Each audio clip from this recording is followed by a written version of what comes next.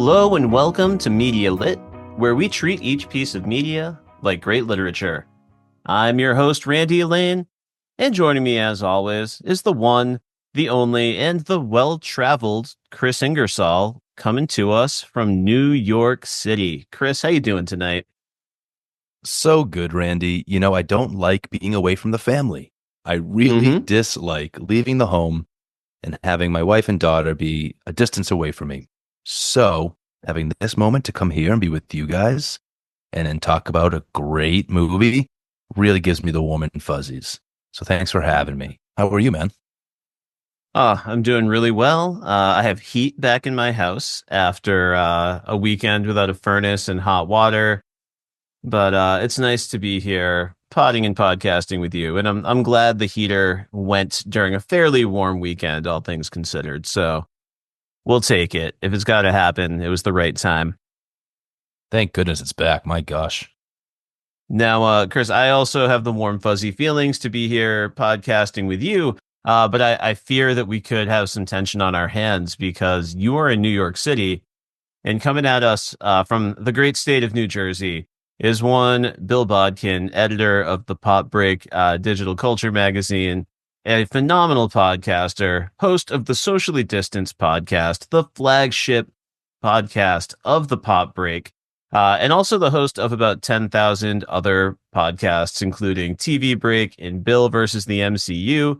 You may know him and love him from our Guardians of the Galaxy 10th anniversary special. And we are super psyched that he was able to join us again here tonight. Bill, how are you? Well, Bertrand, Christopher, I am feeling like a pickle petunia right now. I feel ripe for the picking, the warm and fuzzies coming out here as we are going to talk about one of the premier murder mysteries of the last 25 years. I myself have seen this cinematic experience only for the first time last night when I spent time into the twilight, just eating a rhubarb pie with sweet juniper just out in the middle distance. It was phenomenal. By the way, there is no heat or any tension between the great Empire State and the Garden State. My family roots from Ireland come all the way from New York City to the Bronx, to be exact. That's Dutch, if you will. Yeah, I've been doing that shit all day long in my car. Unbelievable. Yeah, it's sad how fast I can do that voice. Which started out as a random drunken weekend in Pennsylvania with my friends a couple of years ago, where we were just doing this fake interrogation of Jar Jar Banks. And we started doing, I just, all of a sudden one of us went to because when he was a senator in Revenge of the Sith, and one of us, and I think it might have been me, was like, Senator Banks, would you say you have a close, one would say, intimate relationship with a Darth Sidious? And then everyone's like, well, I'm going to go way further and way grosser than that. That's what happened. A bunch of parents. Wow. Drunk out of their minds during this season 2 of COVID, just hanging out for the first time in a year. So yeah, it's a good time. So that's where my bon comes from. So tremendous. And it's so at home in a courtroom setting, right? We just saw Joaquin Phoenix pull it off for the Joker too. Real great foghorn leghorn. Love it. Deep fried foghorn leghorn. Yeah, well, Randy, thanks for having me. It's not like we haven't podcasted recently. Yeah, we were just chatting about DuckTales, which is a really cathartic conversation I've been wanting to have for a long time because it meant a lot to me. And now we're back here connecting with another property that means so much to me. Now that we're getting Bill's Kentucky Fried Foghorn Leghorn drawl off the podcast, because my podcast, my rules, my coffee. However, you may still help yourself to a mint julep because I assume that's the only thing that you drink when you're doing that voice. Oh, no, I was drinking a pumpkin spice chai tea. So that means I'm not sleeping for the next 5 hours. So yeah. That's good. We could go for the full 5 here. But yeah, as Bill mentioned, we are gathered here for some homework that I assigned for once, and we have watched Rian Johnson's 2019 film, Knives Out. And the reason we're watching it is not just because I love this movie, Not just because it means the world to me, but because my buddy Kris and my buddy Bill have both never seen the film, which first made me sad and then made me excited because I realized I could force them to watch it for the first time. I could hit them up with a special dossier to get their theories prior to the film, and then have them, be my gumshoes, walk me through the investigation, and let me know how it went as they watched the film. So that is our very special premise here. But Kris, I was hoping you could take the reins and tell our audience a little bit more about how we're celebrating. You have this incredible skill for bringing visuals to life and painting a picture with your words. So how else are we celebrating things here tonight? I'm so glad you gave me the chance to make sure the podlings at home are aware that we came gathered tonight with our best beards and our best sweaters. We are putting a sweater game on display tonight in celebration of the fantastic fashion in this film. And I got to say, Bill Bodkin absolutely brought the heat with a black sweater that would make you weep to see him in it. And if I understand, it was a deal to grab too for some high fashion. Yeah, it was. I have one thing, if anyone knows me, high fashion myself, not often in the same conversation. Apparently, this was a very nice $150 sweater I got for like $50. Also, I might have changed the number between the offline conversation and this podcast, mostly because I majored in words and not numbers. But I saved a lot of money, and it is literally the warmest, nicest sweater I've ever owned in my life. So I'm like, I'm going to share this with my friends. You know what? It might stop a knife. I don't want to test that theory out, but it might. Unless it's a stage prop. Randy bringing the high collar sweater game with the classic quarter zip looking amazing. He is the balanced side of the game board in a nice bright white sweater to Bill's black game piece. And I'm sitting right in the middle in a classic fall green, nice and cozy, couldn't be toastier. Feeling and looking great. I think we are. Oh, hell yeah. I agree. Beard's on point, sweater's on point. All right, folks. So as I mentioned, we are here to talk about the film Knives Out from 2019. If you have never seen this movie, I would argue that this is an incredibly special piece of media. It's, like a really fun mid-budget whodunit murder mystery. But I would also argue that it has some really valuable themes that give it some staying power. And it's a film that's always going to mean a lot to me. I am also a fan of the sequel, Glass Onion, A Knives Out Mystery. And while I do love that film, it does not hold the same place in my heart as the original film. We're going to dig into all of those reasons why. But right now, I would like to spoil the movie for you. Going to give you my Knives Out synopsis. I've tried very hard not to get too lost in the mix of things. I've made my way to the end of Gravity's Rainbow, and I'm going to try and just get us to the ending where the truth will fall at our feet. So here we go. Harlan Thrombey is dead. All physical evidence suggests that he died by his own hand. Everyone has an airtight alibi. Everyone, including Harlan's nurse, Marta Cabrera. She believes she accidentally gave Harlan a deadly dose of morphine. Instead of letting Marta call an ambulance in a desperate attempt to save his life, he demands that she play a game and allow him to help her cover up the accident. It is his final wish. Meanwhile, world-famous detective Benoit Blanc receives a mysterious envelope with cash and a newspaper clipping about the incident. He is compelled to investigate. Despite noticing a damning drop of blood on Marta's white sneaker, he decides to sit back at the terminus of Gravity's Rainbow and wait for the truth to arrive. In other words, he keeps Marta as close as possible because he knows there is much more to this story than the physical evidence lets on. He learns that the Thrombey family is filled with selfish, ignorant vultures who are all capable of lying.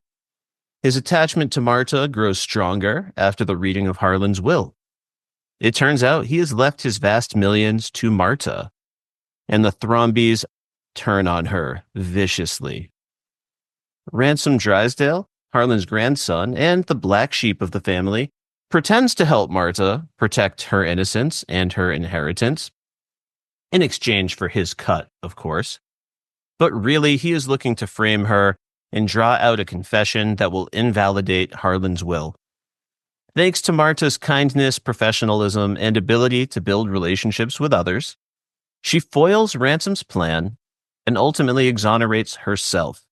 It turns out she never administered the deadly dose of morphine in the first place, despite Ransom's tampering. In an act of desperation, a trapped Ransom attempts to murder Marta, but like his grandfather predicted, he fails to tell the difference between a stage prop and a real knife. Marta is saved. In the end, she is left to consider whether or not she will use any of her new resources to support the family that turned on her so quickly. All right, fellas, that's the synopsis. Kris, I'm going to give you first shot at this. Are there any key details that you wish I could have squeezed in there that you'd like to add?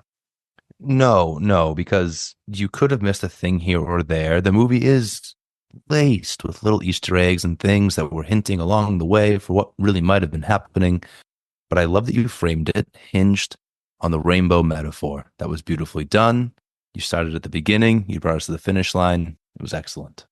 A donut reference would have been great, but I can still get to that later. I often think with my stomach first. So, Bill, do you want the donut hole, or the hole within the donut hole? I would like the hole within the donut hole because I feel like it's a boss. Now, since we are in New England, we have to do the proper donut, the Boston cream donut. Yes, sir. The king of donuts. And inside is that lovely custard. And that's all. That's actually all I really like about that donut. So, yes, please just put me there. I will set up a condominium in there. It'll be great. I want to live in that Perfection. world. Amazing. Randy, as always, crushing it with the synopsis. But this is your homework assignment, which means tonight you're in the hot seat. And I'm excited to bring us into one of my favorite parts of a media lit episode. I want to hear about this movie and why it means so dang much to you. Yeah, I'm very curious. Yeah. So tell me, when did you first see Knives Out? Like, what were the circumstances? Yeah, so I remember the circumstances very well. This was a few years ago. It was wintertime. My oldest son had a sleepover planned with his cousins. They live about 40 minutes away. But there was also a blizzard incoming. So we negotiated, we made a plan. I drove him to the sleepover, and I decided I was going to also spend the night in the spare guest room, hang out with my sister and my brother-in-law, have a fun night, have a couple drinks. And it was lovely. My sister went to bed, and my brother-in-law and I were still kind of savoring this moment of, not being in the middle of parenting. We decided to stay up a little bit later, and we realized neither one of us had seen Knives Out just yet. So we fired it up. We watched it late at night. I was feeling relaxed, happy. It's snowing outside. I'm comfortable. And this film just took me away. I've got a great relationship with my brother-in-law. He's a really awesome dude. But one of the reasons this stands out to me so much is because of that scene with all the final revelations, where Benoit Blanc is unraveling the entire plan. Because my brother-in-law, Justin, and I were both able to lean on our personal areas of expertise in that final moment. So when they start this little reveal where Benoit Blanc has covered up the labels on the two vials, he's trying to demonstrate and prove that Marta knows her job so well that she would instinctively grab the right vial. And I was still kind of watching this. I was piecing it together. My brain wasn't there quite yet, but my brother-in-law, the chemist, was like, the viscosity is different. And I was kind of blown away. Moments later, I leaned into my full English teacher and my natural radar for foreshadowing, and I made the much less impressive deduction that knife was going to be a prop knife, because I was thinking about that quote from Harlan at the top of the movie. And even though mine was much less impressive than his, he still made me feel like I was really smart and special for calling it in the moment. So those are my fondest memories of this film. And then really, I'll talk about this in a second, because I made the outline. I know what question's coming. But that final shot of Marta snuggled under a blanket with the "My House, My Rules, My Coffee" mug, is one of my favorite moments in cinema. It must have felt so fun and dynamic to be like feeling like you were solving it together in the end there, like your own little Holmes and Watson dynamic with your brother-in-law. That must have been a blast. Oh, for sure. I'd also like to objection, Your Honor, for a second, because I'm just like, you're like, oh, the not so impressive reveal that it was a stage knife. Yeah, I bought that whole thing hook, line, and sinker because I think I'm just like, wait, did he stab her? Does she stab him? And that's why she's not reacting. What happened here? And then it's like full circle, the prop. Yeah, that's actually kind of a brilliant thing. Randy, so please do not self-deprecate yourself in your own podcast. Literally, this is my gimmick. I patented this a long time ago, so don't do that to yourself. I think it was a great thing to deduce, especially in that moment, because think about what you're treading on here. It's Chris Evans. It's Captain America. And he's gonna stab her, man. He's gonna stab Marta. And you're like, what? And so and then have it foiled like that, I think is like, because your mind is just you're just out of your element here. And to be able to do that, I think that's some brilliance right there, my friend. And to your point, they both played that moment so well too. Ana de Armas and Chris Evans. You don't know, to your point, they're both kind of still what just happened.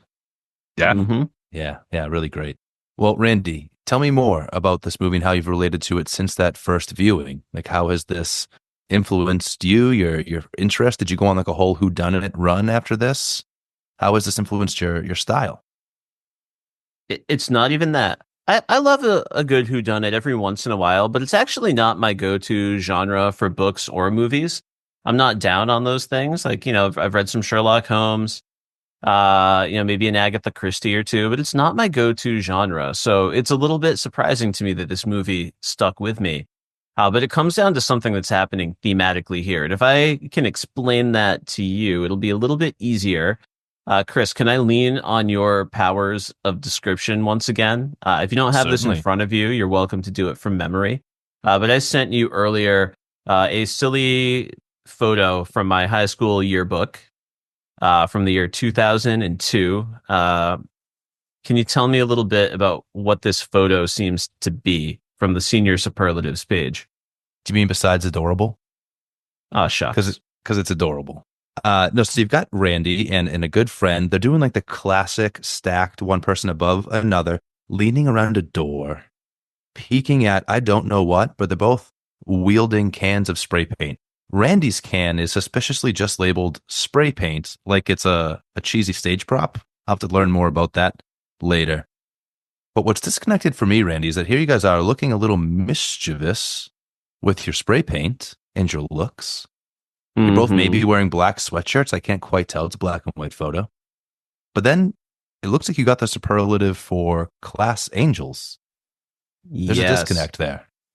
Yeah. Now, I'm going to be honest with you. I'm not 100% sure this is true, but I'm fairly certain this silly irony was my idea because the class angels tried to create a scene that implied that we were vandalizing the faculty bathroom. Meanwhile, the class devils, which was another category, both agreed to don halos for their photo. So we were going for some silly irony for a quick gag, a quick laugh. Hence the disconnect. Without the full context of the full page, it doesn't necessarily come through. But yeah, so what does me being voted class angel have to do with Knives Out, you may ask? And that is because of Marta. She is the ultimate goody two-shoes. I am the ultimate goody two-shoes. And the thing that moves me about this movie so much is the notion that she is at the center of this, just always trying to do the right thing, always trying to be selfless, always willing to take ownership and responsibility for what she does. And she wins because of it. And you just don't really see that enough in movies.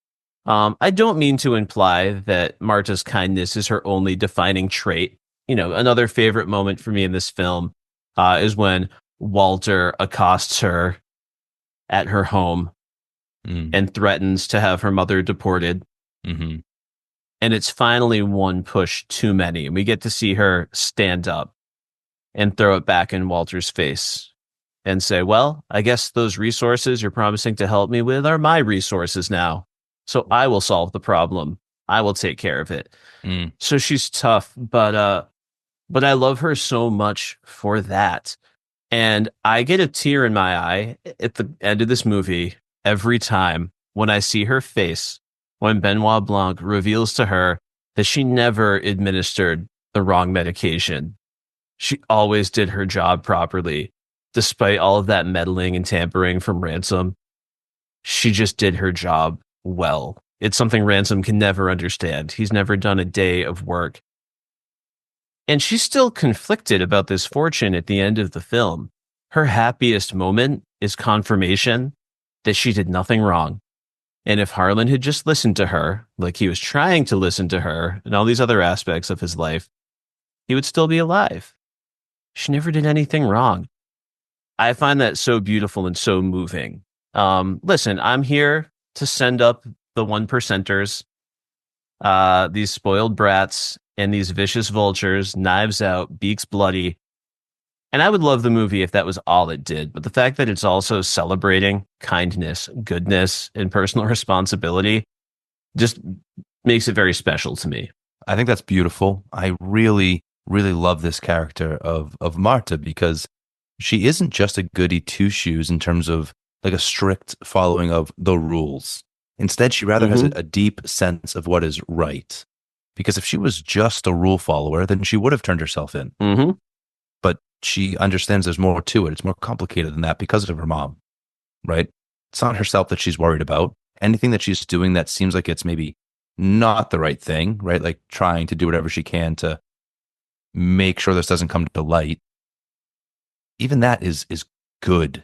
It's striving for what is good in the world as opposed to what is maybe following the rules. So she's a wonderful character. Yeah, I really appreciate that about you, buddy. I have the sense that you were class angel. I could have guessed.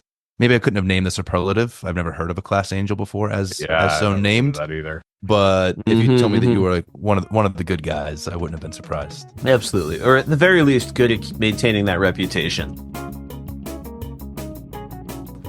Hello, folks. This is Randy coming at you from the present. I just wanted to let you know that we recorded this episode prior to the 2024 election. And in the next segment, I have to try to articulate a possible flaw with the film Knives Out. And I attempted to make the argument that I wished it were a little bit more evergreen and not so tied to the specific politics and language of the political moment in 2019. In light of the recent election, a lot of the wounds of that time period are feeling fresher than ever and more relevant than ever right now. So I just wanted to acknowledge that. And I also wanted to acknowledge that some of the really serious issues that characters in this film, like Marta and her family, are dealing with will always be timeless and important things to cover and humanize and have empathy for. So thank you for allowing this little interruption, and we really hope you enjoy the rest of the episode. Speaking of the game, it was so very afoot throughout this entire movie, and you'll love it. But does it have any flaws? Can you, Randy Elaine, be objective about this film you love so much? Yeah, like many a media lit guest, I feel like I have to qualify this a little bit by confirming once again how much I love this movie. And in fact, my flaw is something I go back and forth on. If I were forced to argue the other side of this, I could come up with something that I felt pretty good about. But I find this movie to be so perfect. I wish it could be slightly more perfectly evergreen. And I wish some of the references to sort of Trumpism and the political climate of 2019 were a little bit less direct. I don't find them offensive or anything like that. But everything else in this movie is so perfectly timeless to me that I almost wish that element of it felt a little more timeless as well. It's not a huge flaw, but it's something that I worry could distract someone who's getting to this movie a little bit late. And I would hate for them to get hung up on something like that. You will see something similar in Glass Onion, which very directly acknowledges COVID life and COVID restrictions as a major plot point. So yeah, I wish these would be a little bit more evergreen, but it's such a minor flaw. Yeah, I think that a storyteller can only tell the story of their time, right? And you hope then that the themes remain timeless. And I think that this film is full of some evergreen wisdom for us, especially in that character of Marta. Hey, Kris, before we move on, this homework assignment was mine. It was my baby. I've got years of loving this movie under my belt. Each of you just watched it for the first time. But before we move on in the outline, I was curious if either of you have any fond memories of your first watch, or if you had any other big striking moments or revelations in one viewing. Oh, sure. So I'm a big Rian Johnson fan. So I can tell you about like my thoughts about this film heading into it. For example, not the night before this recording, but 2019. Because that's, I guess, when my memory still kind of worked. Is I remember it's like Rian Johnson, hot off of The Last Jedi. So most despised or beloved man in Hollywood. Someone whose films I love, like I mentioned to you the other day, the movie Brick is a phenomenal movie. It's basically a film noir set in high school with Joseph Gordon-Levitt playing a Sam Spade, and who's a senior in high school, and it's fantastic. And I think after seeing this movie, I'm like, Randy, you have to watch this movie this weekend because it's just another phenomenal mystery with a character that, while it doesn't have a Kentucky Fried accent, is very much one and the same. Then he has The Brothers Bloom, which is this Wes Anderson-like caper film. And then, of course, Looper, one of the great sci-fi films of the last 25 years. And then, of course, The Last Jedi, which if you either loved it or you hated it, and very few are in between. So I remember this movie coming out, and I'm like, how on earth is this movie going to be a Thanksgiving release? And if people don't know about Thanksgiving film releases, this is the big time. The first Toy Story movie that ever came out, Thanksgiving weekend. Pixar always was throwing out Thanksgiving weekend films. Like this year alone, we're going to see Moana 2 and Wicked, two of the biggest film releases of all time, and every girl dad will be seeing double features this holiday season. As Kris nods, it's like, yep, I'm going to be there, as will I. And so I was like, how is a murder mystery, even with the likes of Jamie Lee Curtis and Daniel Craig, who, how is this going to draw? How is this going to do well? I had faith in Rian Johnson, the creative, but it was a bona fide smash hit. And then selling to Netflix, which is an ironic point, because if we remember, there's a scene with Michael Shannon's character and Christopher Plummer's character where he's talking, he's like, hey, we got to, the Netflix guys are going to be here. And little do we know, only a few years later, young Rian Johnson and company would be coming to work for Netflix for the tune of $500 million to make Knives Out and our new one, which we'll be talking about. So it's mind blowing that a mystery became this cultural moment, became this thing everyone loved. And I think, the pandemic happened and everyone's like, well, I'm stuck in the house. It's on Netflix. Let's watch it, except for me and Kris. So yeah, it's just a phenomenon that this film happened and is so big and is such like, it is already like carved itself into an important piece of cinema of this century. Yeah, I mean, to launch a franchise based on original intellectual property is so rare these days. So great call. Kris, any of those personal reflection questions that jumped out at you? Oh, yeah. First, I'll just say that I was feeling similarly about this movie, that it gives you hope that just great movies can get written and directed again without having to be attached to some sort of known entity, some sort of an IP or anything else. Encouraging for both fans of film and filmmakers that something like this can come about and really succeed. I didn't watch this when it first came out, as we discussed. Somehow I missed it, and it was because of the enormity that Bill just described, this cultural moment. I just kept missing it because I was waiting for the right time to sit down and watch it, or the right person to sit down and watch it with. And so somehow, despite loving the genre, not necessarily murder mystery films, but detective work in general, you may know Same. I'm something of a Batman Mm-hmm. aficionado. I love a good detective story. Here's where I get to shout out my Auntie Caroline for the first time in the podcast, my dad's sister. I love Auntie Caroline. When I used to sleep over her house as a kid, she would read Encyclopedia Brown to my brother and I. Oh, classic, dude. And I loved those stories. I loved being able to solve the mystery. And I don't know if you've ever seen one of these books, Randy, but at the back, they always have the answer to whodunit. So it gives you the whole story. Then the story will end with a paragraph. Who do you think did it? Turn to page such and such for the answer. And I loved being right. I loved the joy of putting those little clues together and seeing the big picture before the big reveal at the end.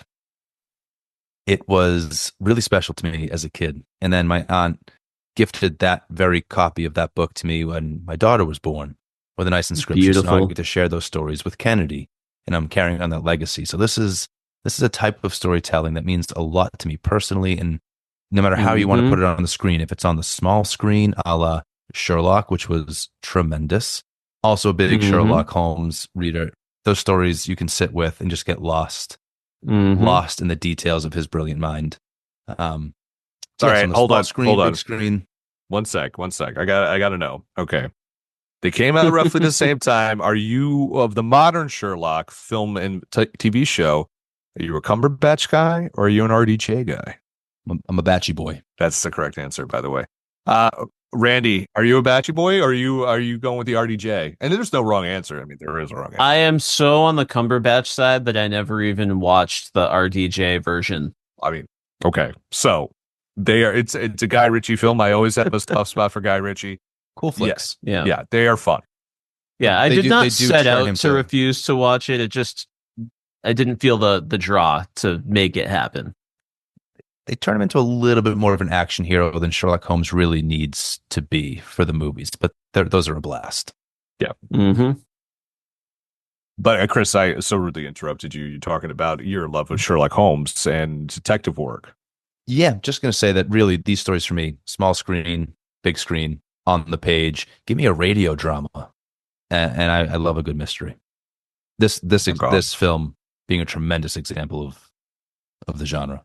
If I had one quibble with this film, I feel you have such a tremendous cast that you've assembled that I don't feel like there's certain actors that I feel like you could spend way more time with, and I think could have complicated the mystery a little bit more time with Jamie Lee Curtis, mostly Jamie Lee Curtis and Michael Shannon, because those are just two actors who just, so you could we've sat with them for generations and how great they are and what they can give to, and I'm like, so much more. But again, it's a minor quibble because I think we would have changed the dynamic of the film.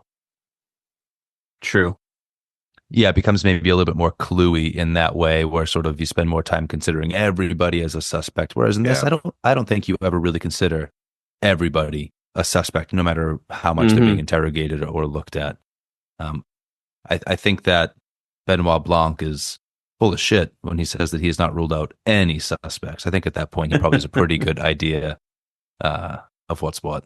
Oh yeah, he knows what he's activating inside of them. Daniel Craig, man, is like such an underrated performer. Everyone, I think most people just know him as James Bond. But I mean, I beg people to go back to the movie The Road to Perdition, which was like such a horribly released film because it was released in the middle of the summer. And you're like, why? This is a fall Oscar-y movie with Tom Hanks playing a hitman. But Daniel Craig plays Paul Newman's his version of Ransom, essentially. And he is just a murderous, horrible person. He plays like this Chicago accent. It is just so good. And I think we forget how good Daniel Craig could be as an actor because we're so used to him as James Bond, which he's great in, but we so forget his reign. I'm so glad you called that out because I'm not sure if we'll get around to it organically elsewhere in the pod. And there was one thing that stood out to me about his performance because he comes on screen and he's got the look, right, of a detective in his suiting. He puts on the accent. Like, okay, I see what we're doing here. There's something about the way he performs the accent that he manages to change his whole face. He's not like chiseled, distractingly handsome James Bond. And that's not because they did any prosthetic work or anything else. He's just acting so brilliantly that he literally looks different in this character. And that's tremendous. He looks weathered. He looks like the smoke from the cigar has burnt his face. The whiskey has singed the vocal cords. So yeah, you could really, he's spent a lot of sleepless nights. The first time we see him, his eyes are bloodshot. Why? Because he's probably been he's either been doing cocaine all night, or we can't rule that out. And or he's been up all night trying to figure out what's been going on. Well, he holds his mouth in a certain way to deliver the drawl, and it changes the way his nose then sits on his face. It's tremendous. Yeah. Those cigars, man, nasty, dead things, as Harlan would say. So listen, folks, we were just talking about this incredible cast that we have. The fact that maybe the film doesn't spend a lot of time trying to send you down every avenue to consider every single suspect. Nevertheless, we opened this experience with a little dossier from me with a pretty basic description of all the major players. I asked each of you to give me your initial hunch just from reading the dossier. And then I asked you to kind of sleuth me through it. What were some of the twists and turns and questions that you were asking yourself along the way? So, Kris, would you be so kind as to walk me through your investigative process? Certainly. So I read the dossier, and I really tried to imagine the characters as they relate to Harlan. And what might those relationship dynamics be? And so the first person I think that I ruled out was Richard, the son-in-law. Seems he stands more to gain. Yeah, maybe too obvious. No real direct understanding of what is to be gained without more details from the story. And there was the bit about his wife being self-made, so I was more keyed in on her. Perhaps the shadow of the father, anything that might threaten what is clearly an important part of her identity, this self-made thing. So I was considering her, ironically, because I do think, to Bill's point, at no point in the film is she actually really a suspect. But as I looked over the dossier, I got to Ransom, to Chris Evans. I said, look at that handsome, smug, dangerous man. It's got to be him. It's just gotta be him. And so I couldn't quite shake it after that initial impression. Nothing swayed me about the descriptions of the other characters or the way I thought that they related to Harlan. Again, nurse, too close, too potentially obvious that she has access and therefore could be a suspect, and therefore gets written off pretty early, right? Maybe being the black sheep was too obvious, but something about he's so handsome. You don't want him to be the bad guy. I thought it's him. It's going to be him. So the movie began, and I was shocked by the structure of the movie to seemingly give us the answer. Right, this is what happened. Yeah, at night. I was shocked by this, but conspicuously absent for the first at least third of the movie was good old Ransom. And just like a great Scooby-Doo episode, you know it can't be somebody that you've never met, or else that's bad storytelling. But it's usually not somebody who is there from the very beginning. And so I was more sure than ever when it was a while before we even got to see Chris Evans on screen that it had to have been Ransom. I was still till the end unsure of the how of it all. The physical evidence was compelling. We didn't have any reason to think that what Marta was telling us was inaccurate. Right. She even watches Harlan do the deed. Exactly. That was the moment where I said, okay, how is this? I have absolutely no idea how this is going to come together. And while I fancy myself a sleuth in writing, I'm not somebody who's like watching The Sixth Sense and picking up all the little clues throughout that are telling me that Bruce Willis is really dead. Sorry, spoilers for The Sixth Sense. Only one of the greatest horror movies of all time. Yeah. I'll allow it.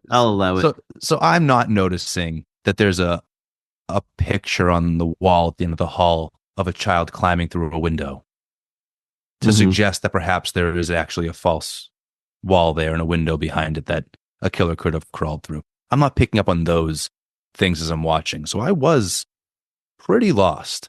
However, at no point did Chris Evans convince me to trust him. At no point in his waving Marta over to the car and being her buddy did I believe him. He had already displayed such shittiness to every human around him, specifically the folks who he considers to be the quote-unquote help.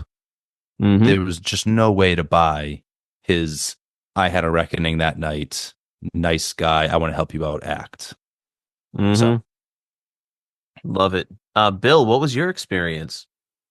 That is not as spot on as Chris's. So I looked at Ransom and I'm just like, he's the most famous person in the film. But he's too obvious. He's obviously going to be a douche because he's calling himself Ransom, even though his real name is Hugh. So I always considered him, he's the red herring. He's going to be the one who we think it's him. Aha, it's not. Aha, it was sort of. But I like when like you were talking about his good guy act, I was like, he's a garbage person. But again, he's just gonna like I was like, he's gonna sleep with Marta. He's gonna seem like this Prince Charming, but he's in the end gonna disappoint her by trying to get the money. So that's where I took it as. The people I ruled out immediately, though. I ruled out the kids immediately. No way was alt-right dipshit cousin from Stephen King's It gonna be it. Meg was definitely not gonna be it.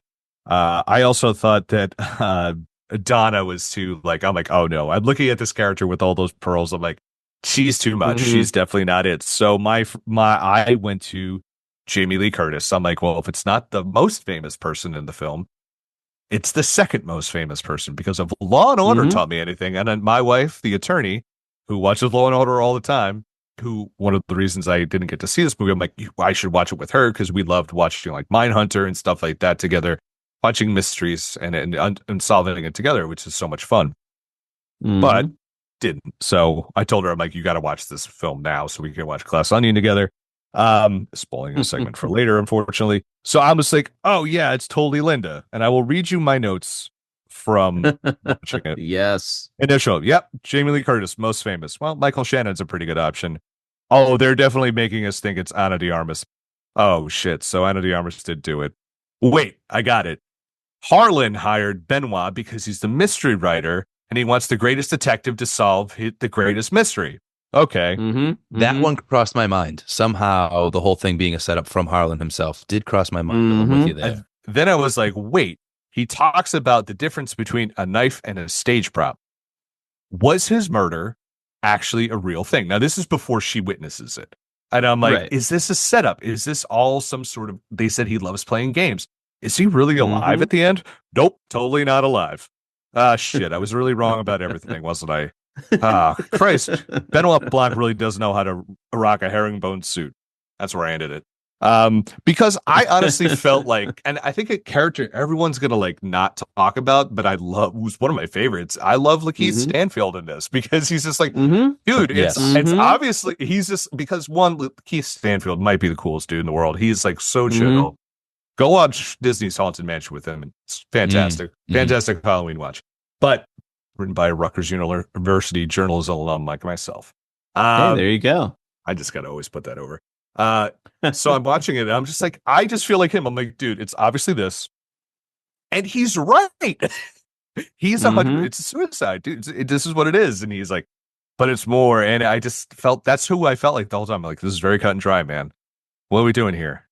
And then it's just like, shit, man, you were right. All right, well, just explain it now. And I just loved the whole time. The Benoit character is just like, I'm just a weird, idiosyncratic, just bumbly all of myself. And I'm just like, no, he's the smartest guy in the room. He obviously knows everything that's going on. he'll miss a couple things because I'm just like, is Marta really is really playing him, or does he know? And I'm like, he fucking knows. He has to know. Mm-hmm. But there are certain things. But when he sees the toxicology reports, that's when he puts everything together. And I'm just like, oh, Yeah. absolutely perfect. My one of my favorite moments on a rewatch is like just that moment where Marta is like trying to cover her tracks, and like she's trying to pretend she doesn't hear him, and she steps over her own footprints, and he's, we know now, pretending to be upset and concerned about that. So I just love knowing that it was just a sparring match of a fake out. So listen, you both way outdid me watching this movie. Some sort of deep seated psychological issue I have when I watch a movie is I am like constantly paranoid that the movie is actively lying to me. And I will get really caught up in that instead of just like enjoying what's happening. So I think I probably had like a much more anxiety ridden version of like, well, it can't be Chris Evans as Ransom because that's too obvious. Like you stated, Bill. So I was just trying to talk myself into everything else. And I think maybe that's why mystery is not always my favorite genre, because sometimes I feel like it's misleading me on purpose, just for fun, just to trick me. So I was trying to talk myself into everyone. And I know at one point I was trying to convince myself that it could somehow be Meg behind everything because she was trying so hard to convince Marta that she cared the most.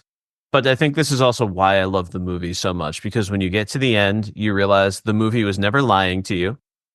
It was never misleading you.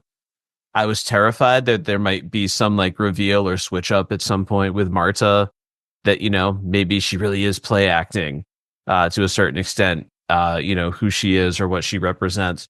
But no, all those things I felt for her at the beginning of the movie, they rewarded me for feeling those things. I was right to root for her the whole 100%. time. Yeah. Very well said. And it was a really solid mystery. And I think that's maybe another reason I just love the movie so much. It was so honest with me and rewarded me. Oh, see, I like when movies mess with me.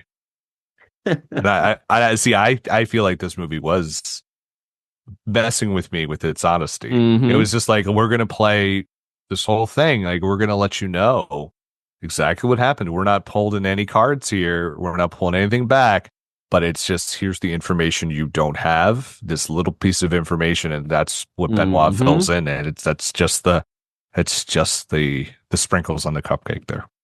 Beautifully said. Since we're talking about our sleuthing, I'd love to hear from you, Bill. What was your favorite mystery element in the movie? Was there a twist or a red herring, something that you just like couldn't get enough of? I love when the directors and stories play with time, where it's just like, okay, now we're going to go back and see how Marta did her part. But I kept sitting here, I'm just like, but there's some, like, it was the something that's missing here. What is missing here? And what was missing was it was frustrating me, but in a good way, was Benoit, because I'm just like, I know you're the smartest guy in the room. Prove it to me now. And that was like the mystery of like, what's in his head? And now I want to go back and be like, where does he point? Where does he start to, I want to see the wheels moving now that I know the pieces are in place and what the end game is, pun intended, of what everything is.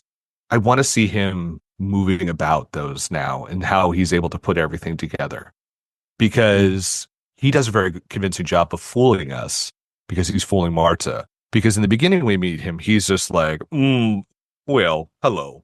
Tony Collette pulls him out. She's like, who the fuck is this guy? And if you're not paying attention, you don't really notice him. You just think he's another cop just sitting there. You don't notice it's Daniel Craig. I mean, I was also watching on an iPad, so that might have been a problem. But it's like, and then it's just like, oh shit. And then he is definitely smartest guy in the room syndrome, right? But what I love about the smartest guys in the room, and this is something that happens in the movie Brick, is like, they're always 5 steps ahead, and they'll make themselves to look like the fool while playing everyone to get exactly where they need to fall into place. That's my favorite mystery. Yeah, really well said. He is brilliant at bumbling along the way. What about you, Randy? What's your favorite like mystery element? Yeah, I love what Bill had to say, right? Like you have that line about how physical evidence speaks the truth with a forked tongue. And, at the end of the movie, you realize he's already spotted that one little blood spatter on Marta's shoe. So that line means a whole lot more when you go back for a second watch of the film. It's beautiful. I think I've spoken pretty extensively about how I feel about this twist of Marta having done everything correct. So instead, I'm just going to say I love this storytelling device of Marta not being able to lie without vomiting. Oh, That yeah. was so clever, so charming, so fun, and it more fully makes me fall in love with her and trust her because to do the wrong thing, to be selfish, physically pains her. And it kind of goes back to my whole goody two shoes connection and the reason I felt so seen by this movie. So that's it for me. That's the Lovely. one. Lovely. And how they pay it off, where she is able to Yes. hold it in, the lie, and then just explode.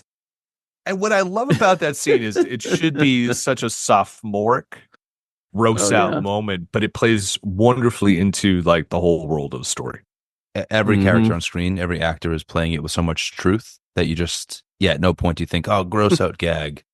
I did rewind that scene to make sure she doesn't speak a word after she tells the lie. When she says that she's going to be fine, she never opens her mouth again. Nope.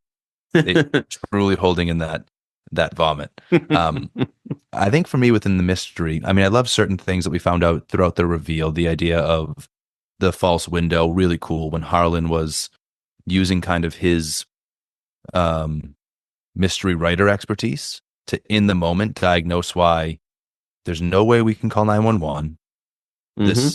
All the reasons why I'm going to die here. Here's how you're going to get out of it. And he kind of writes a quick mystery novel right there and then. Oh, so good. Yep. That's all really fun and wonderful. I really loved that experience within the movie. But as far as a mystery element in the movie itself, for me, more curious than who killed Harlan, because we kind of know who killed Harlan. Harlan killed Harlan. It's who hired Benoit Blanc. And that's why for a minute there, I was into the idea that maybe Harlan set this whole thing up. That was until we saw that his murder wasn't, or his suicide was witnessed, right, by Marta. So the idea of who hired him and why, that was clearly the thing that the whole mystery, that the reveal was going to hinge on, right? Because as I said before, a good mystery can't just introduce a new random character at the very, very end. Right? So the longer we went without knowing more about who hired him, there was no way it could be anybody other than some of the characters we already have established in the movie. It's somebody here in the family. It makes no damn sense. It compels us, though. So good. So I loved that element because it helped the whole thing still feel like it was topsy-turvy. Like there was a hole in the donut. I think without the why is this guy here piece, you're wondering the same thing as the detectives. Like this was a pretty open and shut case. Why are we as an audience watching them walk through this when we already know who killed Harlan? So really, really worked for me. Yeah, absolutely. All right, I want to get into just like the filmmaking magic behind this film, and I want to talk about what some of our favorite performances in the film were. I would like to submit to my panelists that we've spoken pretty extensively about Daniel Craig, about Ana de Armas, and of course Chris Evans. But do you have any other quick shout outs you want to give to those three actors? And then maybe we can shout out someone else in the cast that we loved. Bill, why don't you kick us off? Don friggin' Johnson, my God. Sonny Crockett himself has had this renaissance of just playing just shitheads. And there's no other way to put it. Whether it's this, whether it's Watchmen, which is phenomenal. He's got a couple other movies in Django, and he's done a bunch of other stuff, but he just fits this role of I'm trying to think of the best way to put it, the husband who just latches on. He was the eye candy at one point, and now he feels entitled to everything. and he feels entitled to cheat on his self-made wife. Mm. And he is just, there was no way he did this because he's too dumb to do it. But he is just such a shithead. And he is so from his no offense, Randy, from his quarter zip sweater that's underneath his golf jacket.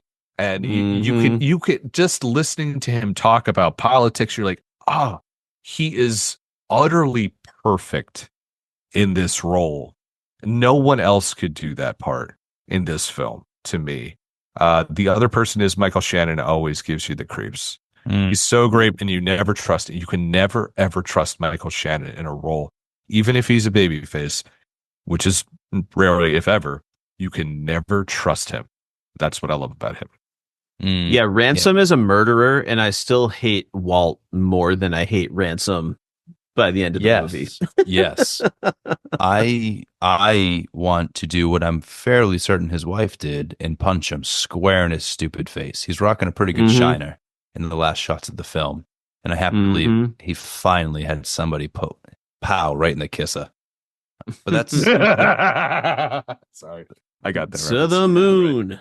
But that's a good performance, right? If you can make me feel that way about you on screen, it's a great performance. There's a moment where he is, my gosh, he's objectifying Marta as like the quintessential immigrant example as he calls her over into their political conversation, and he just hands her his plate like she's a servant mid conversation, trying to profess somehow that he values her role in this country as a valid legal immigrant who did it quote unquote the right way. He just hands her the plate and she just accepts it wordlessly, just like, oh, I fucking hate these people so much.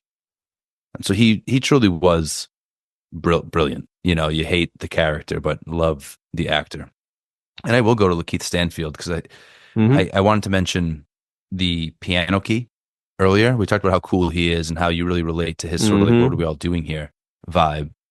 But there was a certain exasperation in him when Benoit Blanc would hit that key.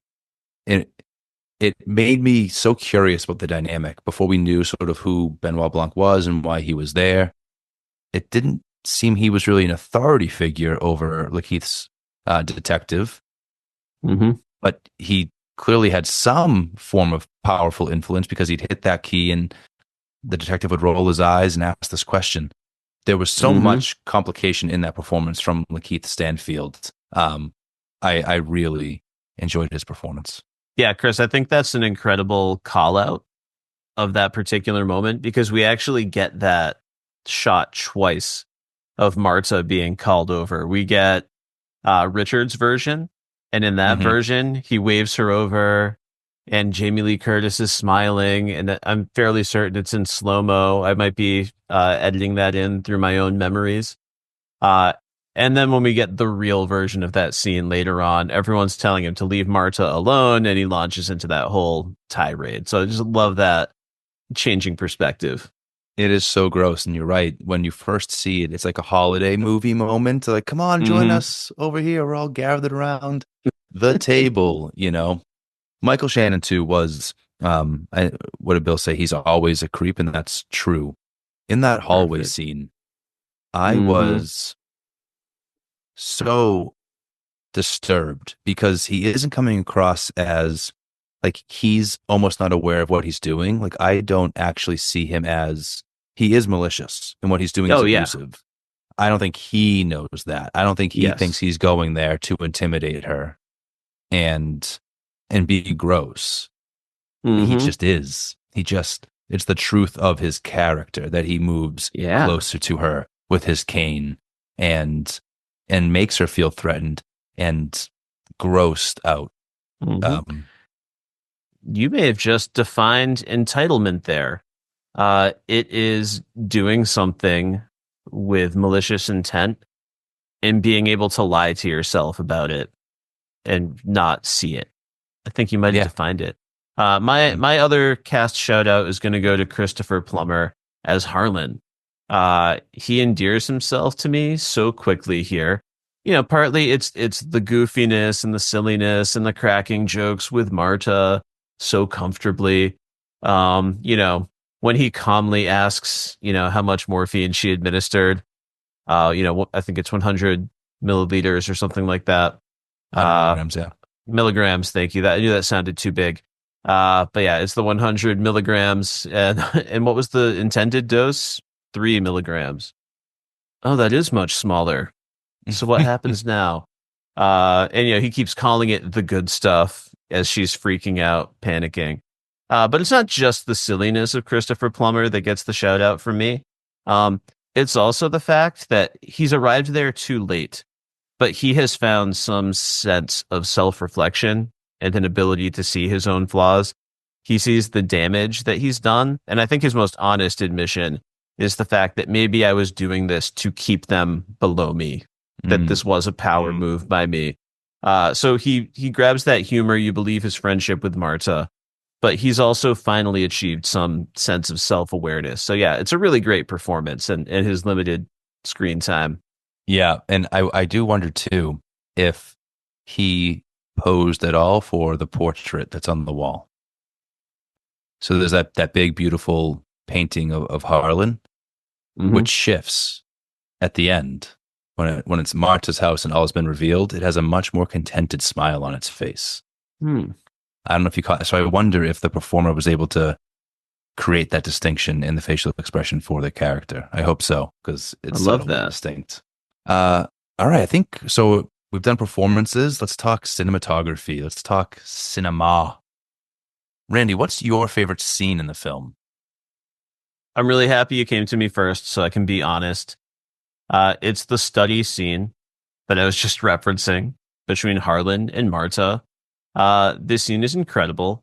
The fact that I feel their chemistry so instantly and immediately, I see how natural and light and comfortable they are with one another.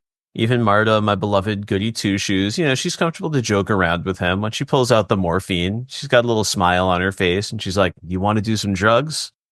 With like that little smile. But it's playful. It's fun. She would never hurt him in a million years. I love the detail that she can beat him at Go pretty regularly, because she's not trying to beat him. She's trying to build a beautiful pattern. But the thing that really seals it for me, apart from just the incredible art design of that set and that study, is just freaking phenomenal. Every weird little thing on the wall. I mentioned I get a tear in my eye later in the film when she realizes she didn't do it. I cried, even though I've seen this movie several times before, when she is desperately searching that bag for the antidote that she needs to save this man's life, who she loves.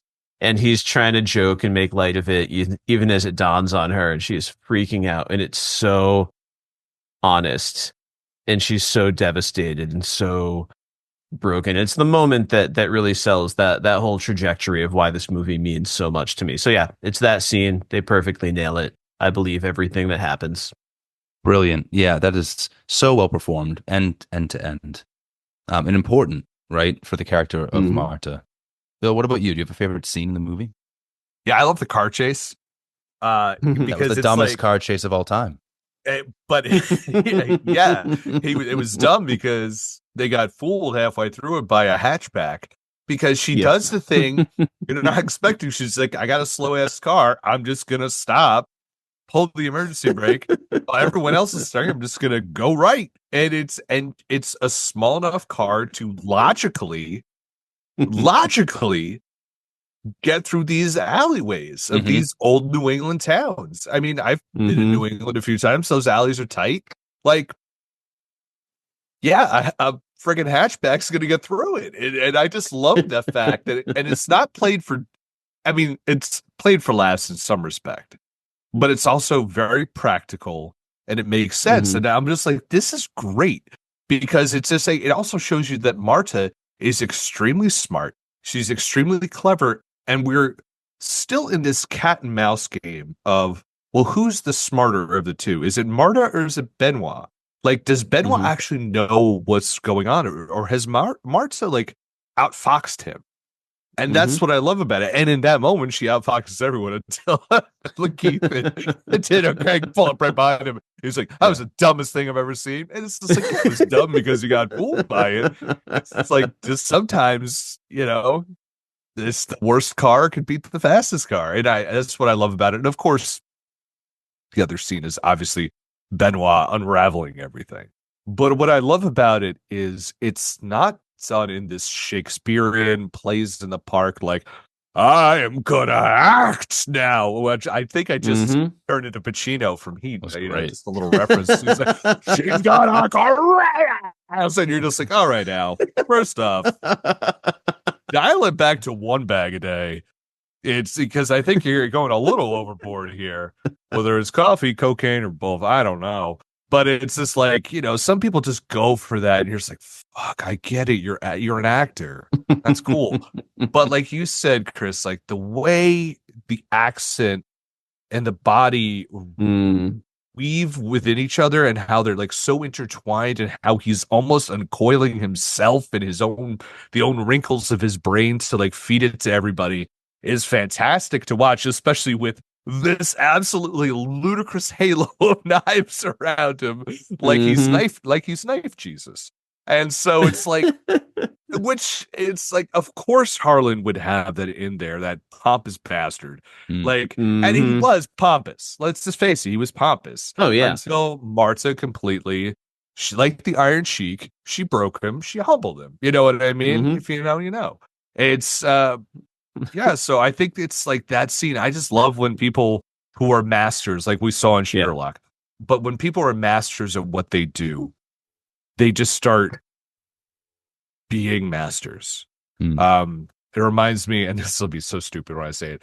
I was watching Hard Knocks with preseason with the Giants, and you're watching Brian Daboll, who's the head coach of the Giants, talk to these rookies about plays. And he's like, do this. Now do this. Now do this. How about this, and this? And you're like, this guy's like, this is off the dome. This is how smart he is. When you're listening to teachers or musicians or whatever, just start being in their craft and doing it. And just like everything is just trickling out of them. And then the trickle turns into a waterfall of just artistic expression. It's a beautiful thing to see. And Daniel Craig does it right there. Hell yeah. So yeah, you're never going to find another podcast where Daniel Craig as Benoit Blanc is compared to Brian Daboll, coach of the New York Giants. Unbelievable. Suck it, podcasts. Yeah, I love that. New Jersey. I'll never call them the New Jersey Giants, though, because it's like, Chris, come on. So you went there, Bill, but that was going to be my favorite scene of the film. Sort of that whole, maybe it's from the reading of the will on, but really it's all contained there as they're called back to the house and it's revealed what really happened. Daniel Craig isn't just unraveling the mystery, he's also sort of unraveling the family. I love that this detective didn't stay detached. He didn't stay sort of neutral at an arm's length. He has very much judged these people. Now he's good enough at what he does to not let that affect his investigation. But how he feels about these people, it's very clear in that scene. And while I believe in grace, I don't want any of us to quote unquote get what we deserve. It is nice sometimes to see just desserts served. It's nice to see folks kind of get their comeuppance.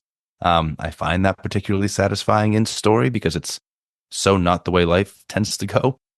But my gosh, is it great to see him serve up all of this brilliance of unraveling that mystery, but also really taking down that family and elevating who Marta is as a human being, elevating her character. That whole scene works really well to finalize the contrast and we'll get to that shot, until that last shot where it's couldn't be more clearly illustrated the difference between Marta and this very prestigious, wealthy white family. I love the affection that you see that Benoit Blanc has for Marta by the end. It's on display elsewhere in the film. I think, going back to the car chase, he's not looking at all angry. He's like desperate to get Marta's attention, to like tell her to please like stop so we can chat. You can tell in his facial expressions and performance, even there in the car, desperately waving at her, that even no matter what he knows, he's got nothing against Marta. He really values Marta. So yeah, that last scene was so fun. I guess it's meant to be the satisfying part of a murder mystery is the big reveal at the end. So yeah, and it's no mistake that it kicks off with the titular line, knives out, beaks bloody. I kind of love that that's the name for this whole franchise now at this point. The idea that people are so often out to get one another. They're so quick to pull those knives.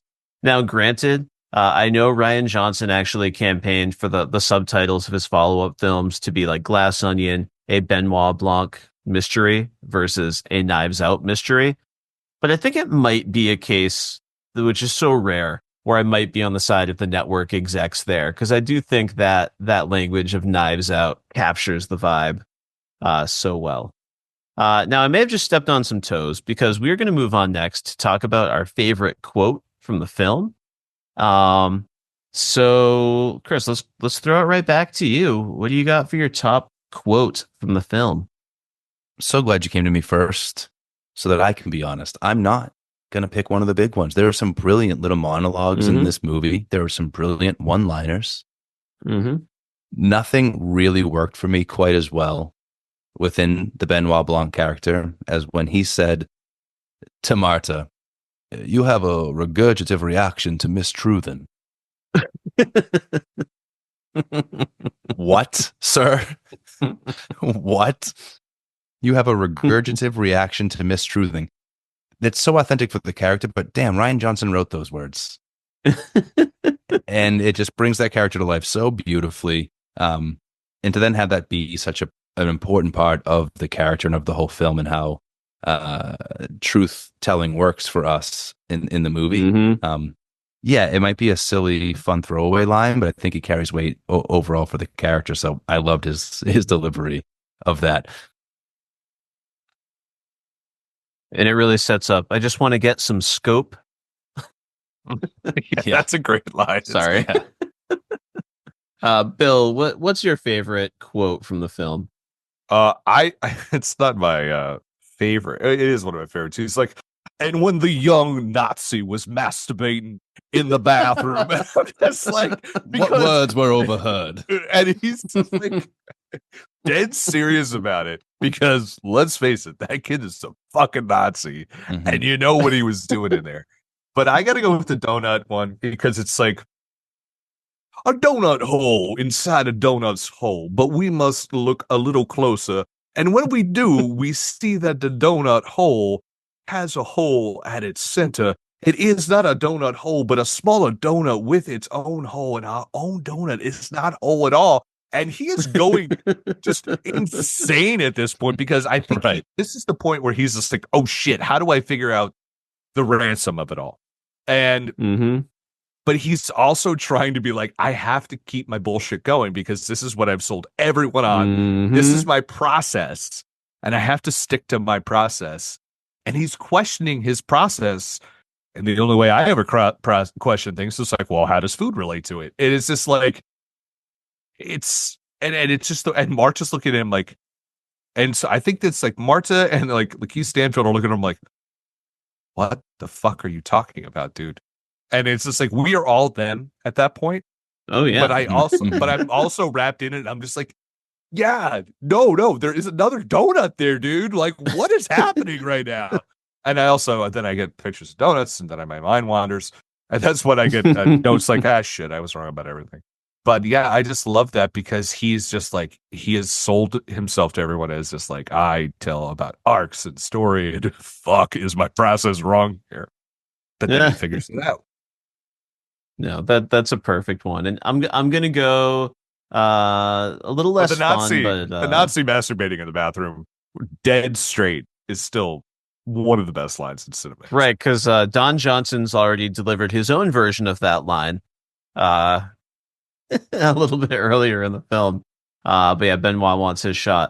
But no, I'm gonna go with a moment when Benoit Blanc sits down with Great Nana, a woman whose age is unknown, a woman who often chooses not to be verbal. And it's implied that she does reveal a piece of information to Benoit Blanc off screen. But as he's sitting down to approach her and try to show some level of understanding, he guesses that he is the first person to console her because, her son is dead. He's committed suicide or he's been murdered at this point. We don't know quite yet what happened. It's got to be a great weight on her shoulders. But when he's trying to appeal to her, he says, "One thing I assume of age is weariness. Damned if I don't get more tired every day." And I recently hit the age of 40. There are moments to the party, where, pal. yeah, there are moments where I'm feeling that, and it's relatable on that level. But that quote goes on, and he goes back to his whole gravity's rainbow theory and waiting for these truths to fall down before him, and he's kind of sick of it and bored of it. And this is kind of where this quote gives me a whole theory about an arc for the whole Knives Out series and for Benoit Blanc. I'm sure he's always been a caring person, but this line makes me think that maybe he let himself connect with Marta a little bit differently than anyone else he's ever worked for in the past.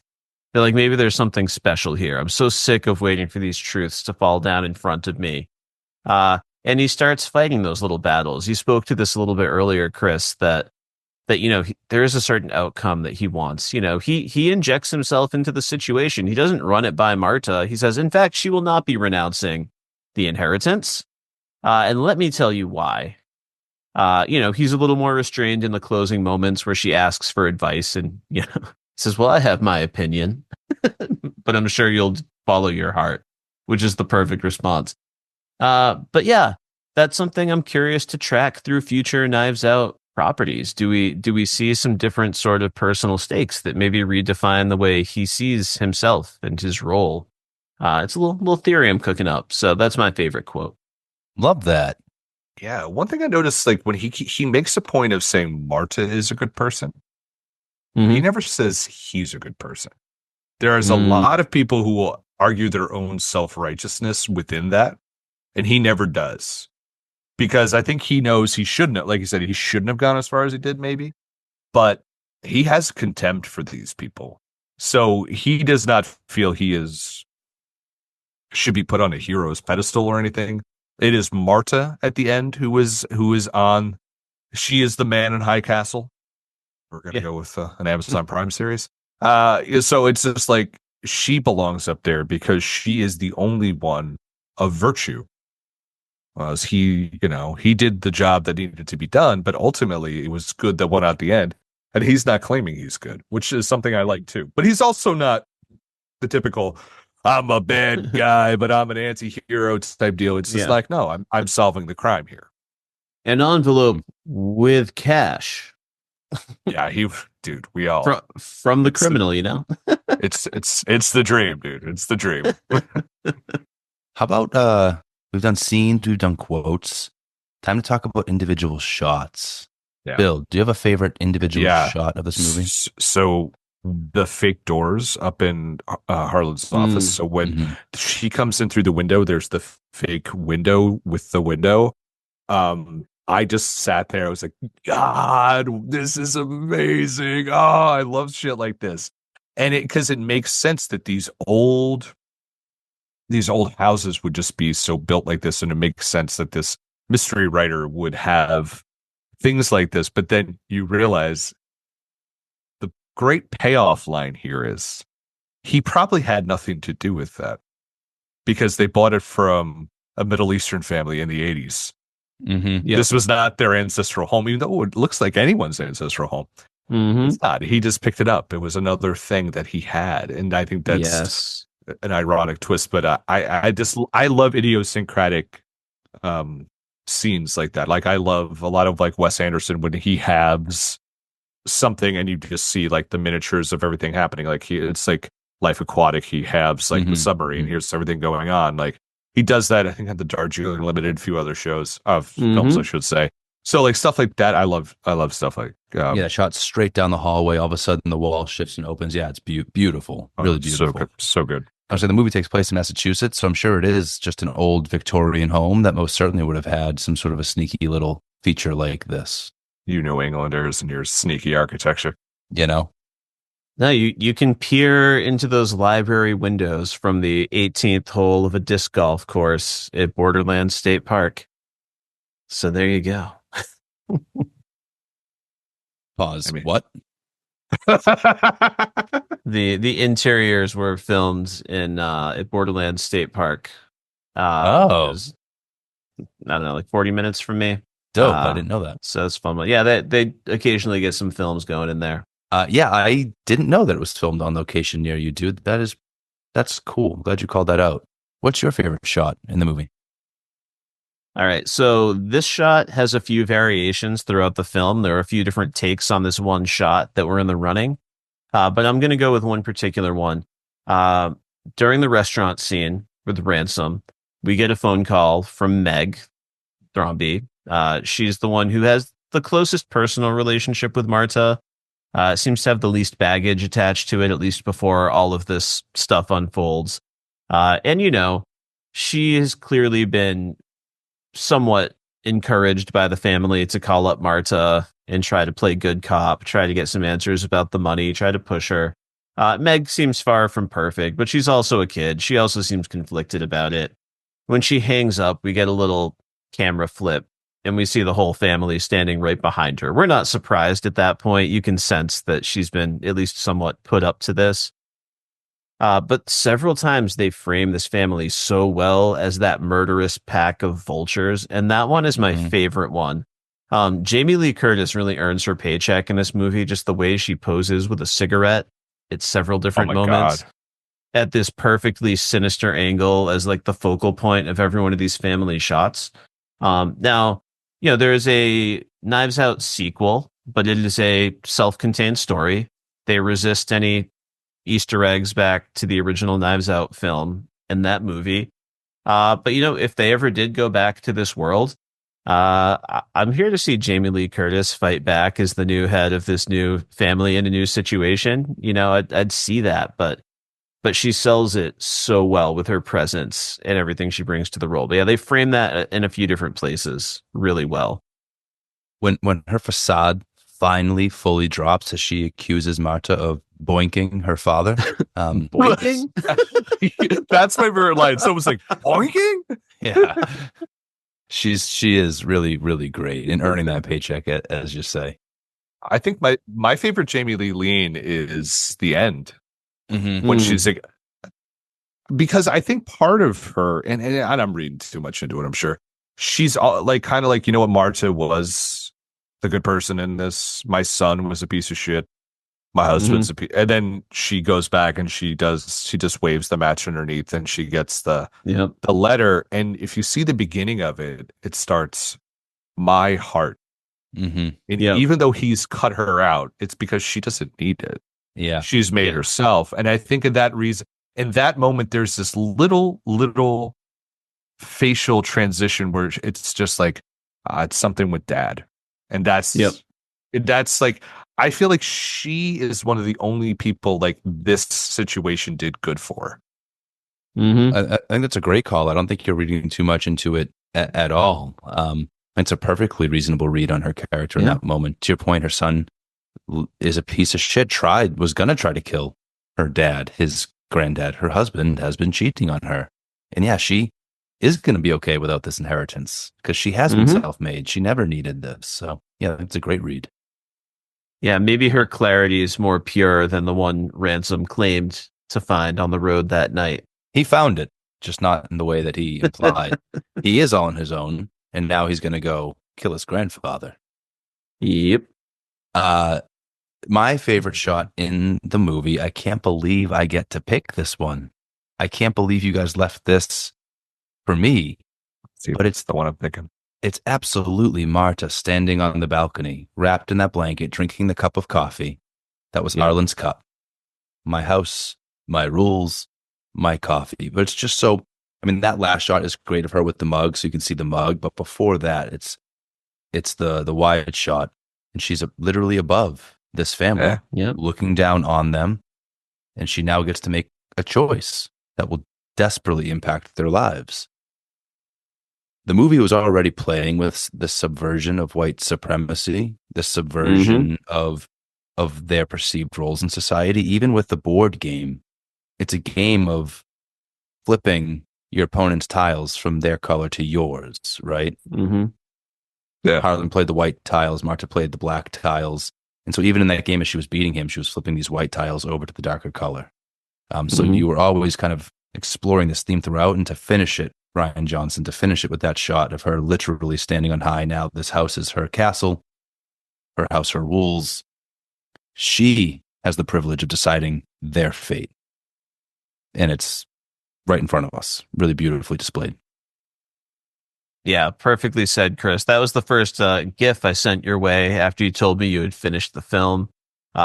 It's a moment that I really love and I really feel. And when you get that wide shot and you get the T for Thrombey up there, Bill also shouted out the Wes Anderson of it all. Clearly a huge influence on all the set design, and especially those promo posters that I put into the dossier where they're really heightening everyone's color scheme and brightening it up a little bit. You feel it there. But yeah, that T might as well be a Tenenbaum. Real quick, special shout out, smuggle back to that circular knife apparatus. Mm-hmm. During the interrogation scenes, everybody that is being interrogated sits off center. Yep. Of the ring of knives. Like they don't quite fit that donut hole properly. They don't quite fill the hole. What an observation. It's just really good filmmaking. It's just really, because why else is that the set piece, right? Yeah. Unless he's just a huge fan of David Ayer's Suicide Squad and Jared Leto's Joker. No one ever is. Don't you dare blaspheme on this podcast. I'm going to find a way to bring up that movie on every pod. I'm with you, Bill. Well, especially if you've gone and listened to the Batman, the podcast I did with your Batman by the Numbers co-host, where I'm hammered, just poking the bear on that one. Oh, yeah, my all-time favorite moments of my life. But that's what I love about Rian Johnson. There is nothing that isn't intentional on screen. Yeah, so such a beautiful thing. Now, before we shift into the next and final phases of the pod, are there any other filmmaking choices or movie magic that you'd hate to walk away from this podcast without mentioning? It could be more stuff about art design or whatever's still on your mind. No, I think for me, I just want to highlight the way Rian Johnson frames everything. You were talking about that, the family looking like vultures in that moment, framed so closely together behind Meg. Those moments, those close moments, he's able, sometimes filmmakers rely very heavily on music to help to illustrate how we should be feeling in a given scene, right? To make sure that no matter what the dialogue is doing, you kind of know how you should feel. Rian Johnson does that very, very well with the way he frames his shots. So I'm thinking again of Michael Shannon closing in on Marta in the hallway. Every time they get closer and the screen gets smaller and they get bigger on the screen and they fill the screen more, your anxiety for her, your discomfort in that moment grows and grows and grows. And yeah, Rian Johnson's just doing that throughout with the way he frames his shots. And the only sound you're really hearing him is every time he tries to make a point, he's slamming his cane. So there really isn't music to inform us on a lot of this film. Absolutely. Except for the Rolling Stones at the end. Yeah, great needle drop at the end there for sure. Bill, anything else you want to call out? Movie magic? Yeah, or anything else? yeah. It's honestly, it's the setting of the fall and in New England. It's this perfect setting to talk about a rich, old money family, but at the same time, if you want to make the very on the nosy thing of fall being the death of, so it's the death of that rich family, and we're going into their winter while she's growing. She's growing. Yeah. Whoa. I went to college. Love it. Love it. But it's just everything about it. It just Randy, you picked the right time of year, to pick this film to talk about it, because it just feels right. It just feels like this very close, kind of familiarity to it, because you're dealing with family, and it when stuff like this happens. Kris will speak from being to enough Irish funerals, I'm sure. The knives do come out. And it's not fun, dude. Especially when you walk in there, you're like, hey, what's happened? Oh my God. And that's the last few family funerals I've been to. So and there is that closeness. There is that there, but I think it's also it plays into the warmth too between Marta and Harlan too. It's just it just all kind of fits, man. And I think it's the perfect time. Whereas I look at the sequel, I look at that cast. Mm. It is very flashy. It is very exotic. It is very highfalutin, to say it like that. And so it makes more sense in that locale. So I think like I love when again it's not just hey we happen to be in the winter for this or we happen to be here for this because this is when we can film. It's all extremely intentional. Yeah, great call out. All right, Randy, if you don't have anything to add, I think we can go on to hindsight is 2020. I'll go to you first, bud. If you could make one small edit to the film, what would it be and why? So this one's tough, and I am going to keep it pretty small. I'm realizing now in real time I missed a great opportunity to ask my brother-in-law, the chemist, about this. But there's like this plot point where Ransom is able to destroy all of the evidence. Like he knows exactly where to throw this little Molotov cocktail or whatever. And I'm like unclear about exactly how the damage played out and how he was so confident he destroyed the right information. It could be that, it doesn't take that much of a disruption to invalidate all of that evidence. It might be all very practical. But that was like something I found myself, I guess, sort of lightly hung up on for a second, but it's pretty airtight for me because it was never really lying to me. So I love that. Oh, I just assumed this ain't his first arson. This is not the first time he's had to get rid of evidence or he's had to destroy something. Also, don't forget, he did have a job. He worked for his grandfather for one summer, so he has read the books and he's had to do the research. So I think that's pretty excellent. I see so much of me in him. That I do like that call out, Randy, because it feels convenient that he's able to do that so smoothly. But Bill, like that's a pretty good justification because he does say I was Harlan's. I think Marta questions how he can know all these things. Yeah. Bill, go to you then with your smart ideas. I said earlier I would have liked to have spent a little more time with Jamie Lee Curtis and Michael Shannon's characters because it's just like they're two just very tremendous actors who and I also think Ricky Lindholm who from Garfunkel and Oates with Webb Gale herself, Kate McCucci, they not having she didn't really do much. And I was would have liked to explore that a little bit more. But then again, it's like we're now drawing ourselves further away from the plot. And I don't want to do that. So while as much as I would have, if there's like deleted scenes of these, I would love to see what those deleted scenes were. But I don't think I need to add them to the movie. So that was my initial edit. I'm good. This is a top 100 movie for me. So I don't need to change too much, man.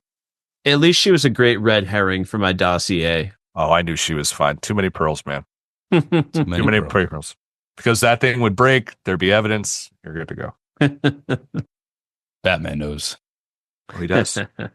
For me, I think the edit is definitely small, but I think I mentioned that part of what felt like a giveaway to reassure me of Chris Evans' guilt in this movie was his absence early on. So I think maybe I would try to script it in a way that he isn't totally absent from the opening of the film, where they're all called back to the house so that they can be interrogated once more by the detectives and now Benoit Blanc. We're told he's not there. He just doesn't show up. Where is he? Oh, he didn't come to the funeral either. So his presence in absentia made it feel like, for me, that much more of an indicator that my initial suspicions of him were correct, that ultimately somehow I was going to find out that he was a perpetrator somehow in this. So maybe a little bit more presence from Chris Evans early on. Sure. A more believable reason why he can't stay for the questioning or what have you. I think we find out in the end it's because he's just literally too busy doing other stuff, covering up what's been done here. But like I said, it felt like the one thing in the movie that was more of an indicator than I had anywhere else of what might be going on. Yeah, I love that. All right, we're going to move on to one of my favorite games on Media Lit. Bill, this is not your first time on Media Lit, but this is your first time playing Do You Ship It? This is a Brother, you think segment. that's the first time I've ever played that on a podcast or in real life? You'd be sorely mistaken. Well, for our version of it, it was born from our Doctor Who podcast when we watched the episode Blink, and Carey Mulligan and David Tennant are just dripping charm all over the place. And then when we did some work for the Pop Break Saturday Morning Adventures covering the Owl House with Avanika Swami, I personally developed a new understanding of the extent to which people are out there shipping any possible combination that could exist in Oh, any brother. property, whether it's a good idea or a bad idea. It's out there. So this has become a fairly regular staple of the show, and it takes on different personas depending on the property. I could easily make this a segment that would take 3 hours, but I just decided to make this a Marta edition because we get to see Marta play off of the most people in this film, and there's enough there for all those crazy shippers to latch onto if they would like. So for round one, Kris, I'm going to go to you first. Do you ship it, Marta and Harlan Thrombey? The question was raised. Is she boinking him? She's not boinking him. She wouldn't boink him. And you know what? He wouldn't boink her. They have a very special, delightful relationship, and don't you dare suggest otherwise. Agreed. Oh, absolutely not. No way. He sees her as anything. Like, I could see her marry, if he married her or something, that would be to help her, not for any sort of sexual or romantic desire. I think he sees her as a friend that he desperately needs. Just want to echo and support both of you. It was awful that the family made that accusation in the first place. The shipping community could still latch on to this one though, but I think it would be more about the strength of the emotional ties there. That there's something good for them in all of that. All right, round two. Bill, we're going to go to you first on this one. Do you ship it, Marta and Benoit Blanc? Absolutely not. Absolutely not. Because there's certain things about Benoit Blanc that were ruined by the fact I didn't watch the first film, and I know about the characters, so no, definitely not. But also, that's not their thing. I never got an inkling of romantic connection between the two. I feel like he, like Harlan, just respects her personhood, and her purity. Mm-hmm. Beautiful response. Kris, how about you? Yeah, I also don't ship it, despite really, I would love to see them have more conversations. I would love to see them spend more time together. Like, I really enjoyed their dynamic. I think that they are both interesting people, but I don't need Marta in her newfound independence as a human being, her newfound ability to look after the people she cares about, to necessarily need to be carrying a relationship in her life. You know, Benoit Blanc is a good guy, but I would love to see Marta continue to stand on her own for a while here. And I wouldn't want to see her at all diminished alongside a figure like Benoit Blanc, who's like a known entity in the world. I'm once again aligned with both of you. I mainly put this in here because, you know, there were some very light rumblings in the real world about this. And it's kind of for the same sort of gross reason that the family at the center of this movie accused Marta of sleeping with Harlan. You know, people wanted to put Ana de Armas's business out there and comment on her other romantic entanglements and smooching Ben Affleck and things like that. Well, she does love a Bostonian, I guess. So, I mean, it's true. So, you know, I had to throw it in there that conversation, you know, mimics some of the ugliness we see in the movie. All right. Next round. Kris, we're going to you first on this one. Do you ship it, Marta and Meg? I want to, because I think Meg does genuinely care for Marta. I think that Meg wants to see herself as the kind of person who cares for a person like Marta. And I think that's where she loses me a little bit. Because as of right now, from what we've seen from Meg, she wants to see herself as that person, but when push comes to shove, she's still a person who is beholden to the toxicity of her family. She's still a person who is afraid to put herself out there. She was not ready to be on her own without this money. she was able to be coerced by her family because I think she Mm-hmm. also was feeling similarly insecure and does want Marta to give up the inheritance. So I liked every time that Meg stood up for Marta amongst the family. I loved when Meg called her shitty cousin an alt-right troll and a Nazi. I want Meg and Marta to be able to have a delightful, fulfilling relationship together. But as long as Meg is attached to this toxic family, I want Marta as far away as possible. Love it. Bill, do you ship it, Meg and Marta? I do. And I'll tell you why. Because I think she was forced. She's still a kid. And Chris, I go, you're saying the toxicity of family, but, Mm-hmm. and I think there was panic that she's like, they probably did a number on her saying everything you've ever had, everything, you're going to have nothing. And it's just panic. And if you want this, you have to do this. This is how it has to do it. And she doesn't want to. She does it and she hangs up because she gets the family what they want.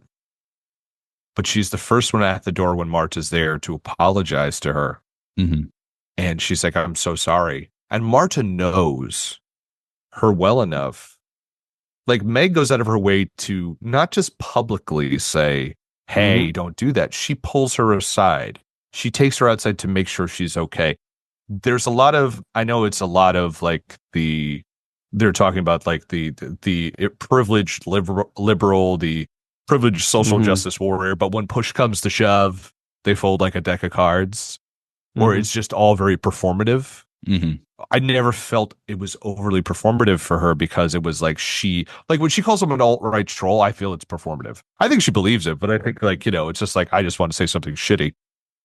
And that's the, thing you say. But she had these small away from family moments with Marta that I think were there on purpose to be like, she's the most redeemable, much like the Jamie Lee Curtis character had this small moment to be like, while we realize that. So I think of the two people, it's those two who really get that moment of, this is the best thing to happen to me.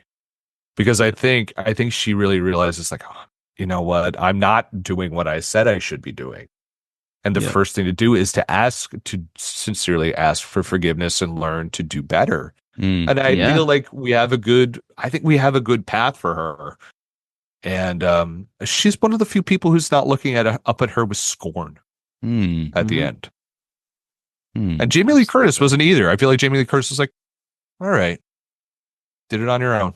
I can respect that. I think that's beautiful. Fun fact about me, I am the only white male 40-year-old with a beard who's a big fan of Kurt Vonnegut. Fun fact about me. What the fuck? Yeah, it's So wild. niche. I know no one's ever heard of that guy, but no. One thing I love about Kurt Vonnegut is he did not write books with villains in them.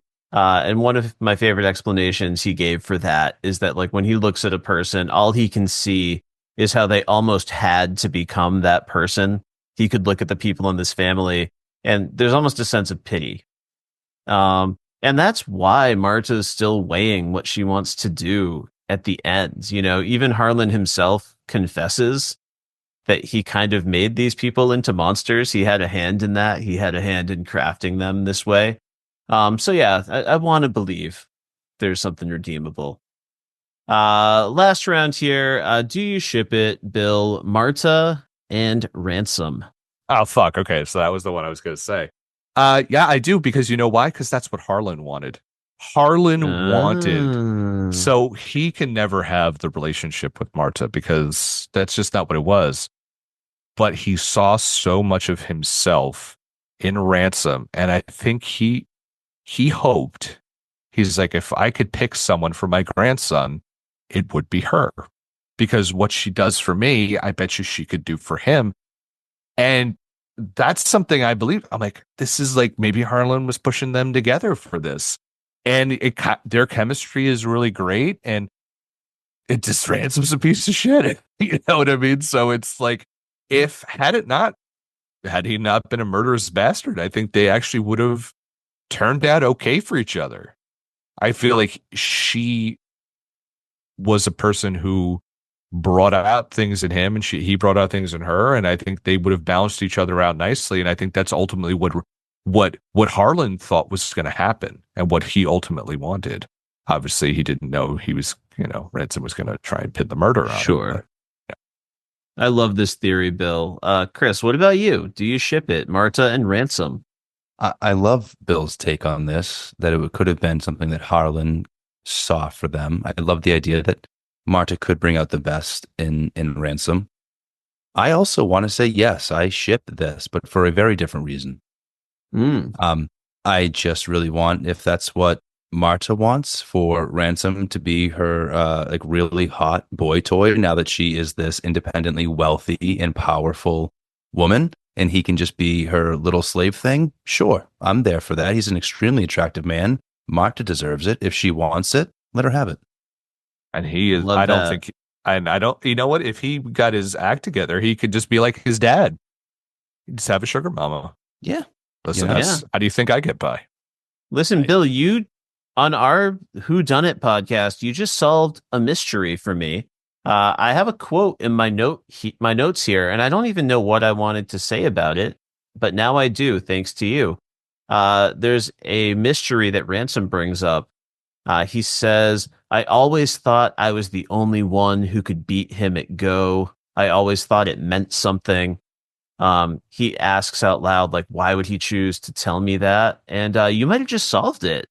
Maybe it's to light that flame. Love that theory. Listen, if I know anything about old meddling parents and grandparents throughout my own and my friends' lives, this is what they do. Oh, you should date this person. Okay. Mm-hmm. Yep.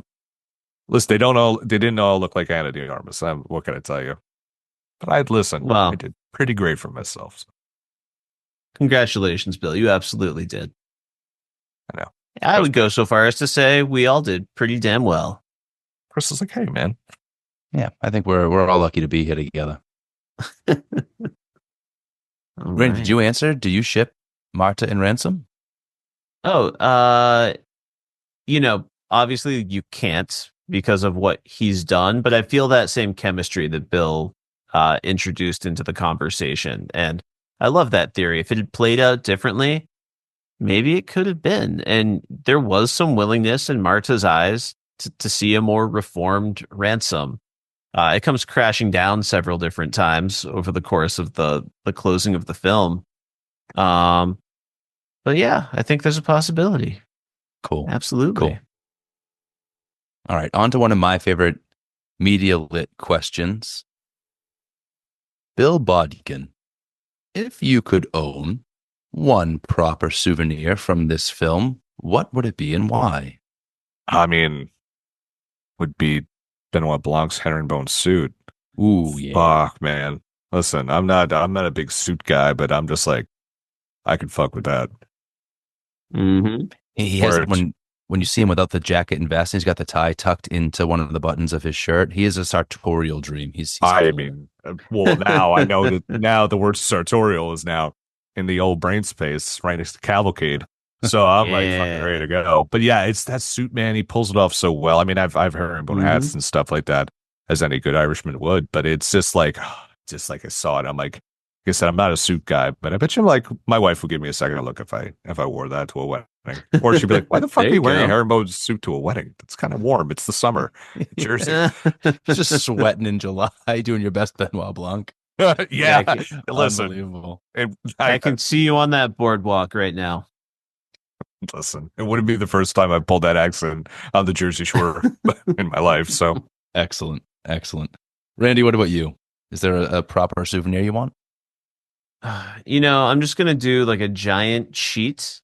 And I'm just going to say, I kind of hinted at this earlier. I want Harlan's study. I want the whole damned room. Yeah. And I don't know why, because if I really break it down practically piece by piece, it's full of terrifying, nightmare-inducing trinkets. But somehow, the final picture of that place, it looks like such a warm, creative environment to me. I can see my little podcast station in there.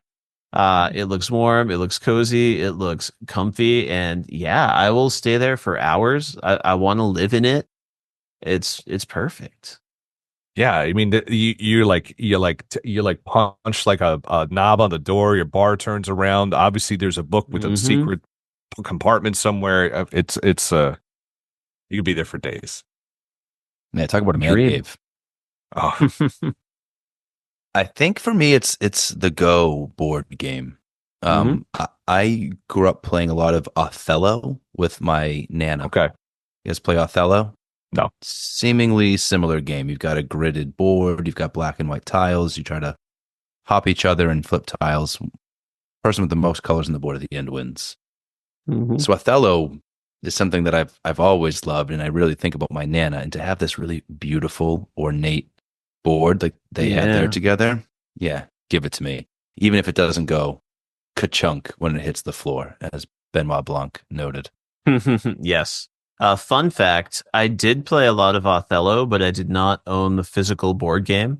I had a copy of the cartridge for the Nintendo Entertainment System. Whoa, I have played that on one of the little emulators Mm-hmm, mm-hmm. for Had the real Nintendo. deal, Yeah, man. great. All right, folks. It's been a long night of loving one of my favorite movies of all time. I am so thrilled that my buddies Kris and Bill both watched it, both loved it, and they indulged me in this lengthy podcast. Thank you both so much. But before we go, we've got to look ahead to the future because we got a Knives Out sequel already. It's called Glass Onion, a Knives Out mystery. Benoit Blanc is back on the case with a whole new mystery, a whole new cast of characters. And earlier today, I sent you a link to the official trailer. I asked you to take a little sneak peek at it. And I've got two questions for each of you. Number one, what are your quick takes on that trailer? And are you down to come back and do some more sleuthing in the future? Take a look at Glass Onion. Uh, Bill, I'm going to go to you first. I mean, I have a list on my letterboxd of my top of my on my watch list of films I want to do. The first one, Randy would be very proud. I watched Everything Everywhere All at Once on a plane back from Los Angeles. Glass Onion was Knives Out was number 2. Glass Onion is number 3. So yeah, I didn't even watch the trailer, Randy, because I've watched it a whole bunch of times. This has been high on my list to watch. I mean, any movie you're going to tell me that our Lord and Savior Dave Bautista is in, where he is walking through a pit of danger, he walks alone. If you know, man, you know. Yeah, I'm totally down for that. Janelle Monáe, like, come on, Mhm. let's just shut your face. Jessica Henwick is in this, and Catherine Hahn. Come on, this is just now you're just showing off, Ryan Johnson. Yeah. So yeah, no, I'm totally down for this. And if ever where there were a case to sleuth again, with you boys, I would definitely be down to do so. Love to hear it. Kris, where are you at? Have you had a chance to check out this trailer either today or in the past? Yeah, I watched it this morning. I couldn't believe how different this movie looks from Knives Mhm. Out. It's Billy mentioned it earlier. It's flashy. It's got a totally different vibe to it. You can feel how warm it is wherever they are. Can't wait to watch this movie. I've got a 4-hour train ride back to Boston tomorrow. Maybe I watch it then. This cast. What are we doing with this cast? To Bill's I point, know. it's like almost you're showing off, Ryan Johnson. You know so many wonderful people who want to work with you. And Dave Bautista made his pecs jump in the trailer. I'm in. Let's go. Listen, however you feel about it, I feel safe guaranteeing that you will have a blast. I do technically not like it quite as much as the original, but I still really love this movie. So fun. I can't wait to hear what you think of it. And maybe you might help me love it even more than I already do. Who's to say? I guess it'll be you guys. That's a wonderful thing. So, we've got a teaser that we are anticipating the third film in this series, hopefully next year. I'm still bracing myself for a potential change in the schedule. I'm kind of hoping maybe sometime in the next few months we'll get some footage, we'll get some kind of trailer that reveals a little bit more of what's coming. They've been doing some filming over the summer. We've got some patterns emerging. The original Knives Out. It's also the name of a Radiohead song. Glass Onion, a Beatles song. And the third Knives Out is called Wake Up Dead Man, a U2 song. So We got a little rock and roll history here in our titles. I'll admit the English teacher in me is going nuts about where the comma should be in the title Wake Up Dead Man, but there is no comma. It's just Wake Up Dead Man. I guess it's up to us to decide how we want to emphasize that, where we want to place everything. So we don't know much about this film. They've kept the plot pretty successfully under wraps. Again, we've had a teaser that suggests this is Benoit Blanc's most dangerous case yet.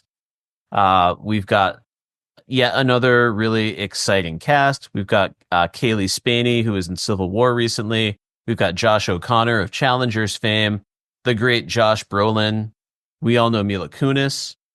We established earlier today that we are all Sherlock heads. So we've got Andrew Scott, Moriarty himself, showing up for this one. We've got Jeremy Renner. We've got Glenn Close. We've got Kerry Washington of Scandal fame, and we've even got Thomas Hayden Church. So lots of fun energy, character actors showing up in this one. I did share a couple of set photos with you guys. So Bill, just want to go to you first. Did anything jump out to you from these set photos, or do you have any other thoughts or predictions or feelings about this new one? 2025, for those who don't know, is going to be an absolutely bonkers year for releases. Netflix alone is coming with Wednesday. You've got Stranger Things. There's a lot coming down the pike.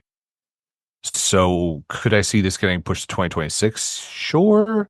But I wouldn't be stunned if it's 2025. And you will find out if it's 2025 in early January, because every early January, Netflix drops their movie trailer. And it's their sizzle reel. They have a sizzle reel for shows and a sizzle reel for movies.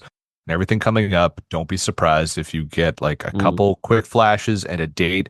And if they're going to do a winter release, you're going to see that run for the Super Bowl. You'll see a Knives Out ad there. You don't spend $500 million on movies to not promote that. Yeah. Knives Out was everywhere. Glass Onion was everywhere. So will this.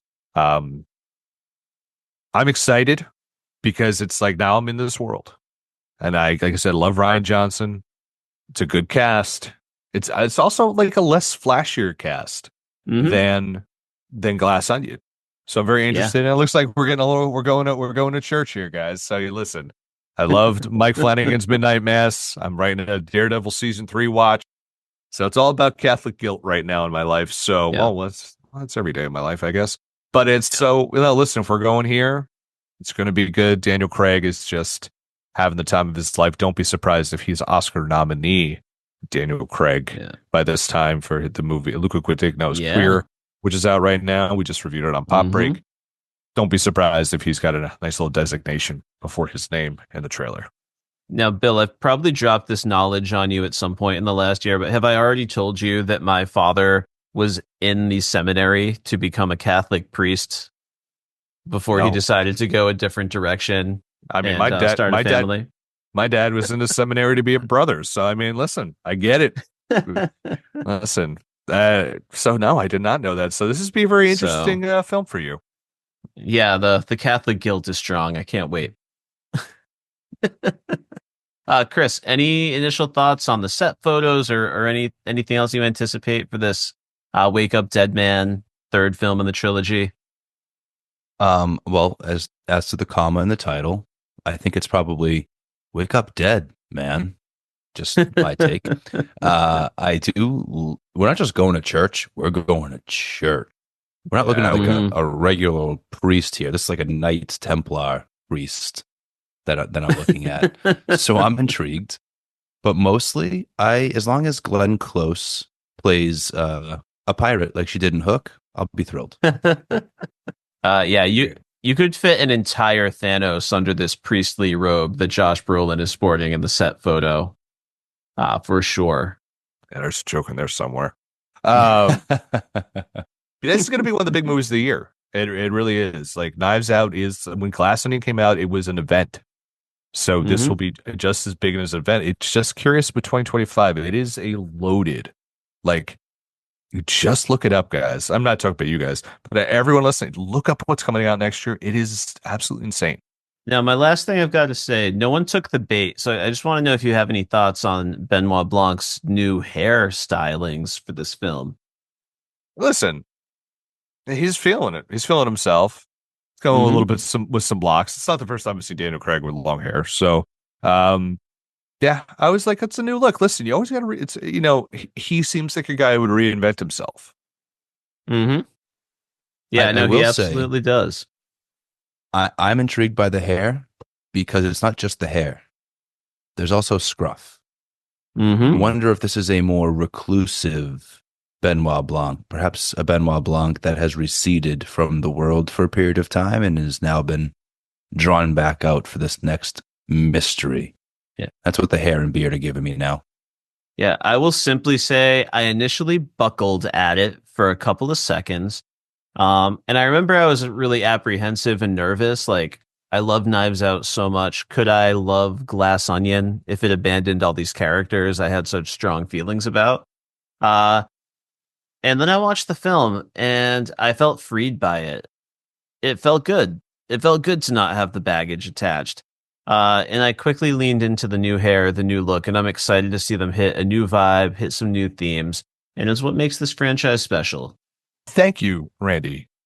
Because if anything, Pop Break over the past few years have taught me, or anything on this podcast, is I have succumbed to peer pressure to watch movies and TV shows that I have Hmm. long put off. So thank you for bringing this, and it's you and my best friend Vic and Marshall, Yeah. Amanda, and everyone tell me watch everything everywhere all at once. So Yes. I greatly appreciate it.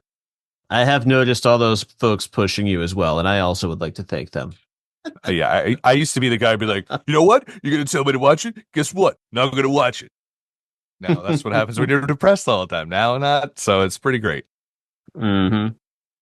Recommending a story you love is like one of the kindest things you can do in this world, Hmm. I think. That's sort of what we're here to talk about on Media Lit. You know, stories are meant to be shared.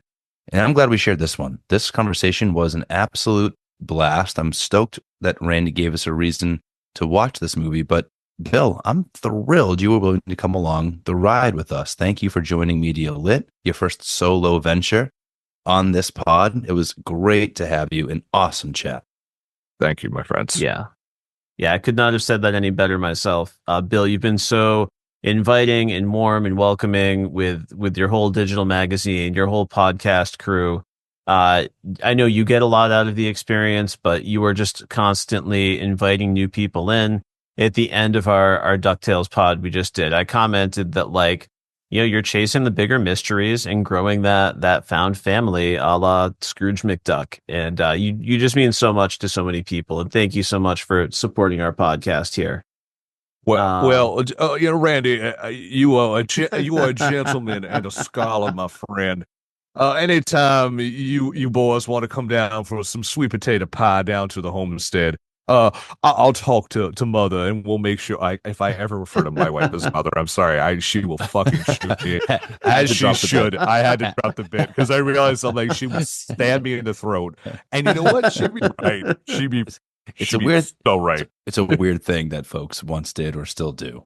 Well, every time like Kill Bill, like they do that, the second Kill Bill divine, he was like, "Mother," and he got to go get Samuel L. Jackson, and it's just like she's like, "If you ever call me that," and I said, "Yeah, I'm not going to do that." And I'm just like, we're on the same level here. But I know seriously, guys, thank you for having me. The Randy, thank you for the kind words, and it's great to be having both you and Kris as a part of the gang of pirates that we have over here on Pop Break. And it's nice to love be it. on Media Lit to discuss all sorts of the fun stuff. And I look forward to coming back, man. Yeah, great week. Earlier this week, we solved mysteries and rewrote histories. Today, we solved a mystery and looked ahead toward the future. Before we go, Bill, I know you've got a project or two that you'd probably be willing to plug. Where can Sure. folks find your work out there in the world? Go to thepopbreak.com. Every single day for the last 15 years, we've been talking about film, television, music, pro wrestling, anime, comic books, you name it. I am the co-host of Socially Distanced Podcast, which drops every Thursday on all your favorite streaming platforms. I am also the Bill and the Bill versus the MCU podcast, which drops every single month on the Pop Break feed. Pop Break feed, where you can find a podcast where Randy and Kris do. Not this one, but others. This month, we are going to be talking about Daredevil Season 3. in our Defenders Dissembled podcast, in our Road to Daredevil Born Again, one of my top shows, most anticipated shows of 2025. And finally, co-host of TV Break, which is our monthly TV Inside podcast. I have a whole bunch of stuff written over at the Pop Break. Follow us on social media at the Pop Break, everywhere except for YouTube. We're at popbreak.com. And look for me soon. This is the first time I'm going to mention this. Look for me soon, jerseysbest.com. We're part of New Jersey Advanced Media's. I'm back in that fold, which is the Star Ledger for all you Jerseyites. New Jersey Advanced Media. It's a magazine, and I'll be back in the freelancing ranks. So look for some stories popping up there within the next few months. Yeah. Beautiful stuff. Kris, where can folks find your work, both abroad, and also where can folks find Media Lit? Yeah, absolutely. So as Bill mentioned, I've been really blessed to join that Pop Break family, where I'm now the co-host of the Batman by the Numbers podcast. I got to join Dan for a conversation on the Joker 2. I won't spoil that conversation at all. You have to go listen to it to find out how we felt about that not at all decisive film. Did Dan break? Did he have a nervous breakdown again? Blink twice if it happened. You'd be shocked. You would be shocked. Wow. You got to listen. What happened to him? Might be the positivity factor. We'll see what you think. As far as Media Lit is concerned, we're coming up on nearly a year, buddy, of our friendship. And so I'm really excited to point folks over to Instagram if they want to follow us. Become a podling. We are at media.lit.pod. And if you want to follow me, I'm also an actor and a voice actor, a husband and a father. You can find me on Instagram at Chris_Ingersoll. That's Chris spelled like Kringle. Best way to put it. It gets the message across. And you can also find Media Lit over on Twitter at MediaLitPod. And we also would absolutely love it if you would drop us an email at media.slash.lit@gmail.com. We'd love to hear your takes on some of the films we've talked about. If you want to give us a homework assignment, send that along. We're always happy to hear from you. And of course, you can find me over at the Pop Break, occasionally appearing on things like Saturday Morning Adventures and Socially Distanced. But most often, you're going to find me over on Pod of Doom with Justin and Chris Mancini. And recently, Bill Bodkin talking about Paranoid, probably the most famous and well-known Black Sabbath album, featuring 3 of the band's biggest hits. And boy, oh boy, did Bill have some takes, and he brought some fun energy and excitement to the pod. It was a great episode. I can't wait for that to drop. And that'll do it. Thanks for being here with us, and we'll see you soon.